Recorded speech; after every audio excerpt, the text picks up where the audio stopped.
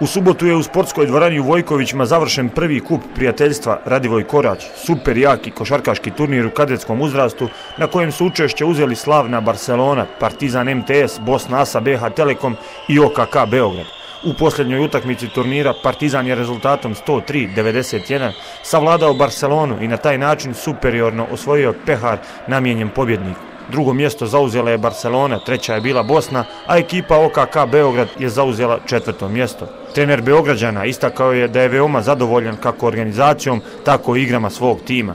Čestito mi mojim igračima na jednoj sjajnoj predstavi. Ovaj turnir je odlično organizovan, prikazane su jako kvalitetne partije. I evo u Barcelonu naš Srbin iz Beograda, Stefan Peno, koji je držao Barcelonu na 20 razlike, vratio u igru, sve je svemu lepa predstava. Naravno, kad se pobedi, lepi osjećaj. Čestitam domaćinima, sjajne organizacije, mislim da je sve bilo u redu. Nadam se da se vidimo sljedeće godine na istom mjestu. Gospodin Jazdimir Milošević, predsjednik košarkaške fondacije Feniks, koja je organizator turnira, je istakao da je turnir kvalitetom i prevazišao očekivanja. Posle 3 dana izvanredne košarke u dvorani osnovne škole Aleksa Šantić ovdje u Vojkovićima, mi kao organizatori košarkaška fondacija Feniks možemo reći da smo napravili pravi spektakl u istočnom Sarajevu. Izvanredne utakmice, izvanredni timovi, izvanredni košarkaši koji su bili na parketu ove dvorane. Ovdje među ovim košarkašima sigurno su budući asovi evropske košarke i mi smo zadovoljni što smo uspjeli da ih dovedemo u istočno Sarajevo.